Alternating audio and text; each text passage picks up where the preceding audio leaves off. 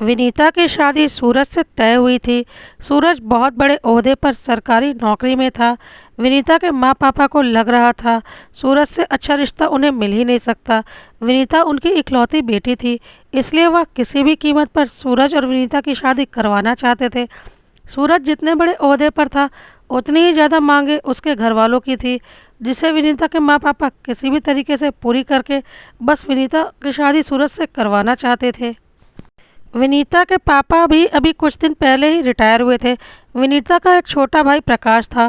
प्रकाश को ऐसा लग रहा था कि विनीता की शादी सूरज से नहीं करनी चाहिए, क्योंकि वह लोग बहुत लालची हैं। दिन ब दिन उनकी डिमांड बढ़ती जा रही है।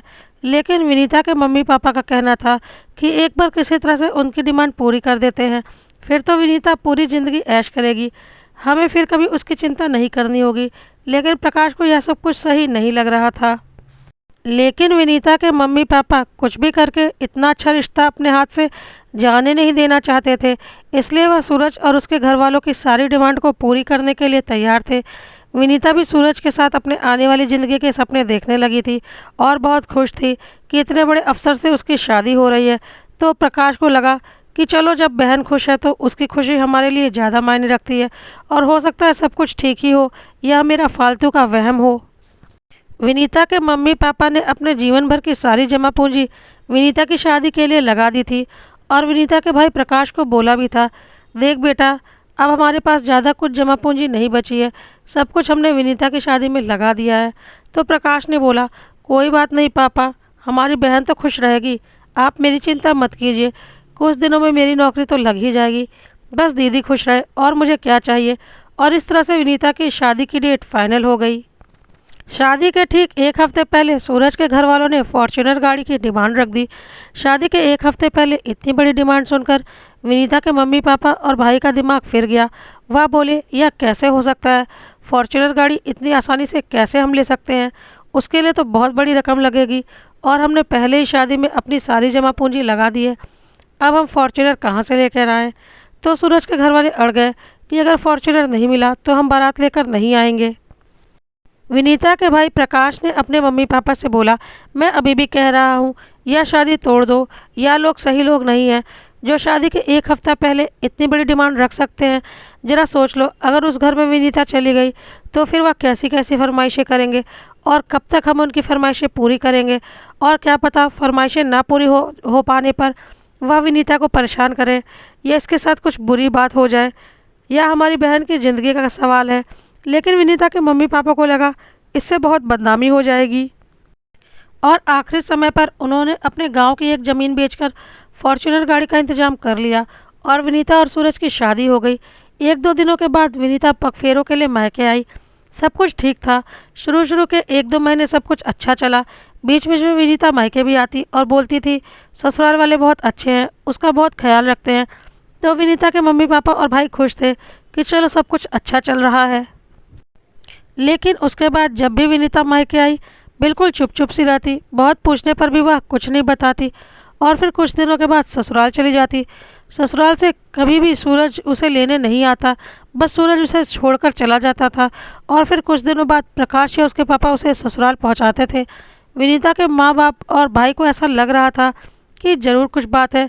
उन्हें यह बात बहुत अजीब लगती थी कि सूरज उसे मायके छोड़कर चला जाता है और लेने कभी नहीं आता। ससुराल में जब भी विनीता को उसके माँ पापा या भाई फ़ोन करते तो वह बहुत दबी आवाज़ में बात करती और सब कुछ अच्छा बोलती, लेकिन उसकी आवाज़ में वह खुशी नहीं झलकती थी। विनीता के मायके वालों को लग रहा था कि विनीता बहुत परेशानी में है, पर वह बता नहीं पा रही। अब उसके मायके वाले सब परेशान हो चुके थे। उन्हें लग रहा था अपनी ज़िंदगी भर की जमा पूंजी उन्होंने बेटी की शादी के लिए लगा दी, और उसके बाद भी उनकी बेटी दुखी है, और ऊपर से वह उसकी कोई मदद भी नहीं कर पा रहे हैं।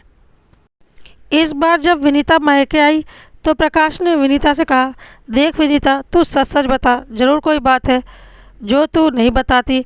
तू पहले कितना चहचहाती रहती थी, लेकिन अब बिल्कुल शांत रहती है, और तू बहुत दुबली भी होती जा रही है। ऐसा लगता है कि ससुराल में तुझे खाना ही नहीं मिलता। तू सच सच सारी बातें हमें बता। विनीता के माँ पापा ने भी बोला, हाँ बेटा, जो कुछ भी सच है हमें बता दे, क्योंकि तुझे देखकर ऐसा लग रहा है कि तू ससुराल में खुश नहीं है, तेरे ससुराल वाले अच्छे नहीं हैं। विनीता रोने लगी और बोली, हाँ, मैं ससुराल में बहुत परेशान हूँ। वह लोग बहुत लालची हैं। प्रकाश सही बोल रहा था। आप लोगों को प्रकाश की बात मानकर मेरी शादी वहाँ नहीं करनी चाहिए थी। अभी भी सूरज मुझे यहाँ छोड़कर इसलिए नहीं जाता कि मैं मेरे मायके में रह सकूँ। वह मुझे बार बार और पैसे लेने के लिए यहाँ छोड़कर जाता है, लेकिन मैं आप लोगों से कुछ नहीं बोलती, इसलिए वह मुझे लेने भी नहीं आता और आप लोग खुद मुझे वहाँ पहुँचा देते हैं। उसके बाद मेरे साथ क्या होता है मैं आपको बता भी नहीं सकती।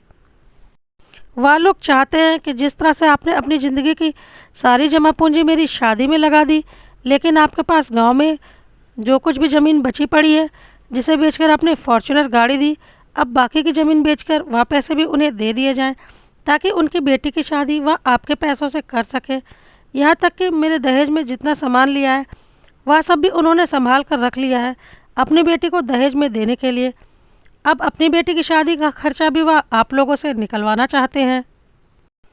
विनीता की माँ ने बोला, क्यों, उनकी बेटी बेटी नहीं है? मेरी बेटी को ससुराल में इतना सता रहे हैं, उन्हें डर नहीं लगता कल को उनकी बेटी के साथ भी ससुराल में यही होगा, क्योंकि किए का फल तो मिलता ही है। तो विनीता ने बोला, नहीं, उन्हें कोई डर नहीं लगता, तभी तो आप मेरे साथ यह सब कुछ कर पा रहे हैं।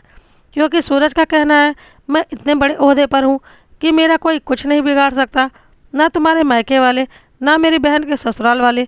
मेरी बहन जिस भी घर में जाएगी उसका हुक्म चलेगा, नहीं तो मैं उन्हें सीधा कर दूंगा। माँ, वह लोग बहुत बुरे हैं और सूरज को तो अपने ओहदे पर बहुत गुमान है।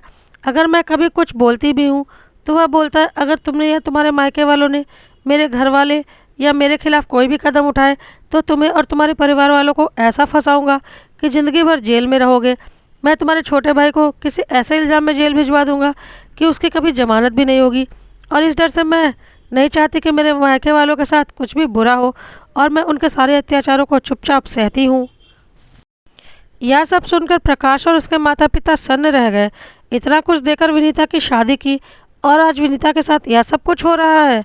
प्रकाश अपने माता पिता के ऊपर ज़ोर ज़ोर से चिल्लाने लगा और बोला, मैंने पहले ही बोला था यह लोग अच्छे नहीं हैं, लेकिन आप लोगों ने मेरी बात नहीं मानी। अब देखिए हमारी दीदी के साथ क्या हो रहा है। अब क्या करेंगे आप बताइए। उस वक्त अगर आप लोगों ने मेरी बात मान ली होती तो अभी हम दीदी की कहीं और अच्छे घर में शादी कर देते, लेकिन अब तो हमारे पास कोई चारा भी नहीं है। अब आप बताइए क्या करेंगे। प्रकाश के माता पिता को भी कुछ भी समझ में नहीं आ रहा था। वह चुपचाप बैठ गए बिना कुछ बोले। थोड़ी देर के बाद प्रकाश के पापा ने बोला, कोई बात नहीं, जैसे इतना कुछ दिया है गांव की ज़मीन बेचकर भी उनकी ये मांग पूरी कर देते हैं, लेकिन बेटा तेरे लिए फिर कुछ नहीं बचेगा। लेकिन हम मजबूर हैं, तेरी बहन की ज़िंदगी का सवाल है। प्रकाश ने बोला, बिल्कुल नहीं पापा, मैं इसलिए नहीं बोल रहा हूँ कि मेरे लिए कुछ नहीं बचेगा, मुझे मेरी बहन से बढ़कर कुछ चाहिए भी नहीं, लेकिन इस तरह से आप कब तक उनकी मांगें पूरी करते रहेंगे? क्या गारंटी है इस बार मांग पूरी हो जाने के बाद भी दीदी वहाँ खुश रहेगी? विनीता ने बोला, हाँ पापा, प्रकाश ठीक बोल रहा है, कोई ज़रूरत नहीं अब उनकी कोई मांग पूरी करने की। बहुत नीच लोग हैं वह, आप उनकी जितनी मांगें पूरी करेंगे वह उतना ही मुझे परेशान करेंगे। प्रकाश ने बोला, हम विनीता को उस घर में नहीं भेजेंगे, बल्कि उनसे विनीता का तलाक करवाएंगे, नहीं तो हमारी बहन की ज़िंदगी बर्बाद समझो, और मेरी बहन के साथ कुछ भी हो सकता है। विनीता के मम्मी पापा को कुछ भी समझ में नहीं आ रहा था।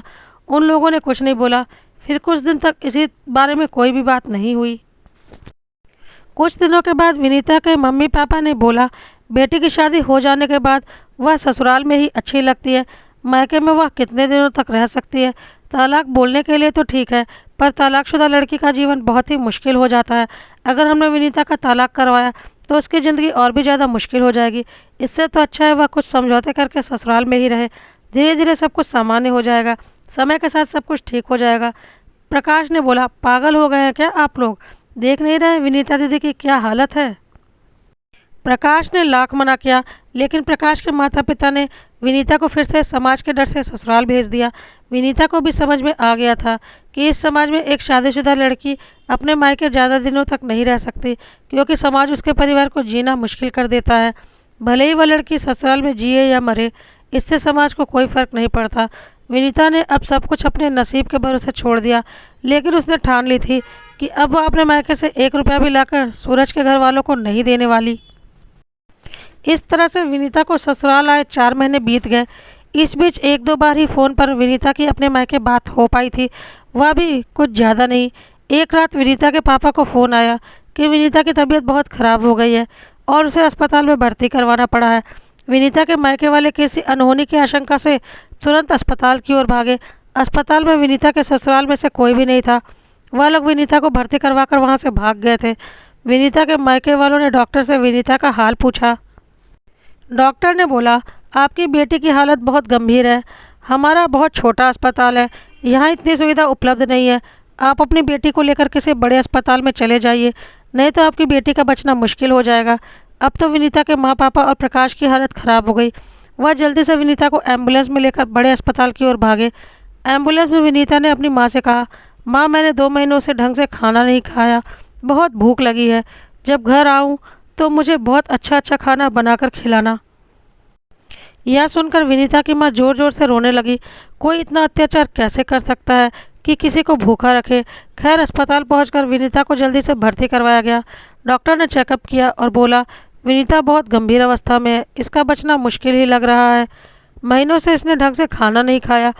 इसकी आंत तो बिल्कुल फट गई है, जैसे किसी ने पेट पर बहुत ज़ोर से वार किया हो। इंटरनल ब्लीडिंग हो रही है आंत फटने की वजह से। विनीता का बचना लगभग मुश्किल है, फिर भी हम कोशिश करेंगे। यह कहकर डॉक्टर वहाँ से चले गए, लेकिन प्रकाश के दिमाग में डॉक्टर की बात घर कर गई कि विनीता नहीं बचने वाली। अब प्रकाश तुरंत ही विनीता के पास पहुँचा, क्योंकि वह थोड़ा बहुत बोल पा रही थी। उसने अपना मोबाइल निकाला और विनीता से बोला, बहन तू सब बातें बोल, जो कुछ भी तेरे साथ हुआ है सारी बातें बोल। मुझे तेरी सारी बातें रिकॉर्ड करनी है और जल्दी बोल। प्रकाश के माता पिता ने प्रकाश का फ़ोन छीन लिया और बोला, पागल हो गया है क्या? एक तो तेरी बहन इतनी सीरियस कंडीशन में है और तू यहाँ उसकी वीडियो बनाने की सोच रहा है। पहले उसका इलाज करवा। प्रकाश गुस्से में अपने मम्मी पापा को खींचकर कमरे से बाहर ले गया और बोला, दिमाग मेरा नहीं आप लोगों का ख़राब हो गया है। जब बोला उस घर में विनीता की शादी मत कीजिए, तब भी आप लोगों को उसी घर में करनी थी। जब बोला उसे वापस ससुराल नहीं भेजिए, तब भी आप लोगों को उसे वापस ससुराल भेजना था समाज के डर से। और आज जब मैं विनीता की वीडियो बनाना चाहता हूँ ताकि वह सारी सच्चाई दुनिया को बता सके, तो हमारे पास सारे सबूत भी रहें ताकि उन लोगों को मैं सज़ा दिलवा सकूँ, तब भी आप लोगों को समझ में नहीं आ रहा। पापा विनीता नहीं बचने वाली, यह बात तय है।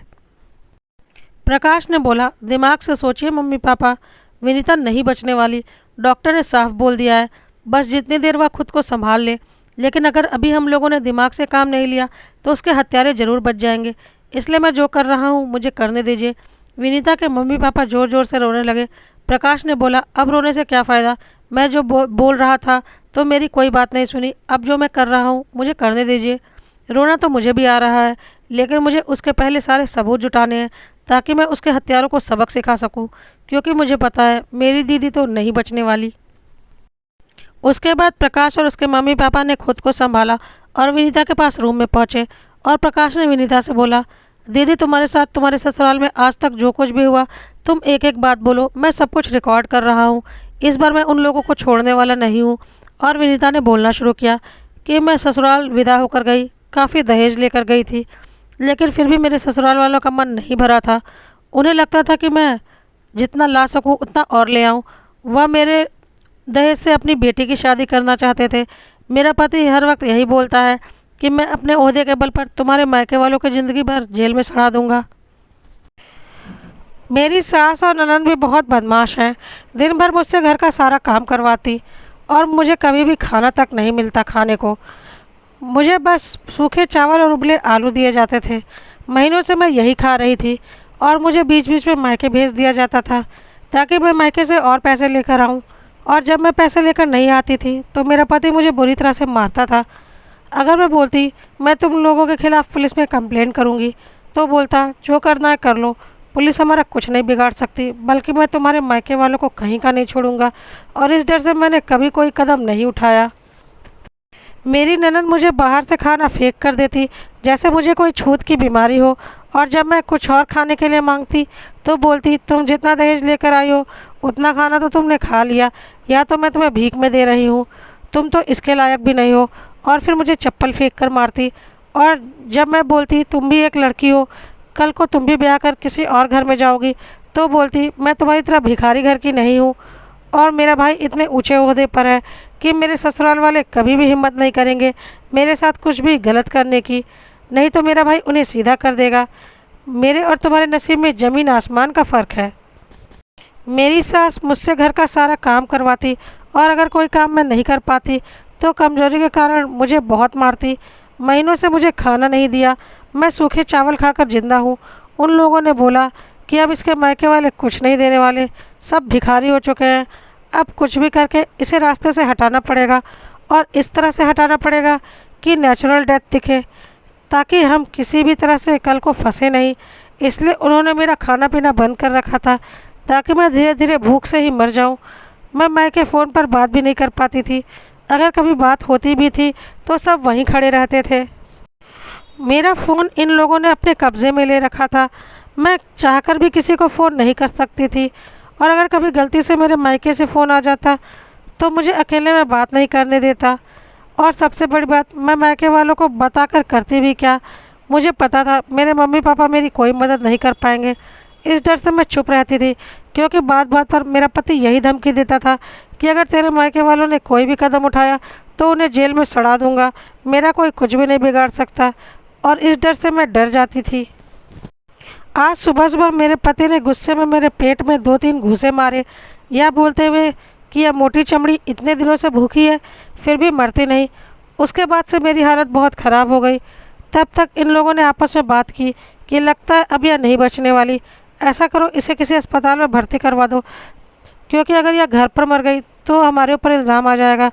किसी को कुछ पता नहीं चलेगा कि इसकी मौत कैसे हुई, हम बोल देंगे इसे कोई बीमारी रही होगी। यह कहकर उन्होंने मुझे अस्पताल में भर्ती करवाया और ख़ुद भाग गए। बहुत तकलीफ़ दी है उन लोगों ने मुझे, मैं चाहती हूँ उन लोगों को भी वैसी ही तकलीफ़ मिले। मैं तो अब नहीं बचने वाली, लेकिन यह मेरे अंतिम शब्द हैं कि मेरी मौत के बाद मुझे इंसाफ चाहिए। मेरे सास ससुर ननंद और पति को उनके किए की सज़ा ज़रूर मिलनी चाहिए। उन लोगों ने एक अच्छी खासी लड़की की ज़िंदगी बर्बाद कर दी। मैं चाहती हूँ मेरे पति को भी उसी तरह से भूखा रख कर मारा जाए जिस तरह से उसने मुझे भूखा रखा है। मैं भी चाहती हूँ कि इसी तरह की तड़प मेरा पति भी देखे। मुझे इंसाफ चाहिए। यह बोलते बोलते विनीता की सांस रुक गई। विनीता खामोश हो गई। विनीता के माँ पापा और भाई ज़ोर ज़ोर से रोने लगे। थोड़ी देर के बाद प्रकाश ने बोला, देखा मम्मी पापा, समाज के डर से अपनी बेटी का साथ नहीं दिया और अब आज आपकी बेटी ही नहीं रही, आपने अपनी बेटी को खो दिया। लेकिन अब मैं इसे इसके ससुराल वालों को नहीं छोड़ने वाला। और प्रकाश पुलिस स्टेशन की तरफ चल पड़ा। वहाँ जाकर तुरंत विनीता के ससुराल वालों के खिलाफ़ रिपोर्ट लिखवाई, लेकिन पुलिस वाले थोड़ा टाल मटोल कर रहे थे सूरज के रसूख के कारण। तो प्रकाश ने बोला, रिपोर्ट तो आपको लिखनी ही पड़ेगी, सज़ा तो उसे मिलेगी। अगले दिन सुबह सुबह विनीता की वीडियो पूरे देश में वायरल हो चुकी थी। हर किसी के फ़ोन में विनीता की वीडियो आ चुकी थी और उसके अंतिम शब्द हर किसी ने सुने थे। और विनीता की हालत देखकर सबको समझ में आ गया था कि उसके ससुराल वालों ने उसके साथ क्या किया है। पुलिस के ऊपर इतना दबाव आ चुका था कि उसे विनीता के ससुराल वालों को तुरंत गिरफ्तार करना पड़ा। प्रदेश के मुख्यमंत्री ने खुद पुलिस वालों को कड़ी से कड़ी कार्रवाई करने का आदेश दिया।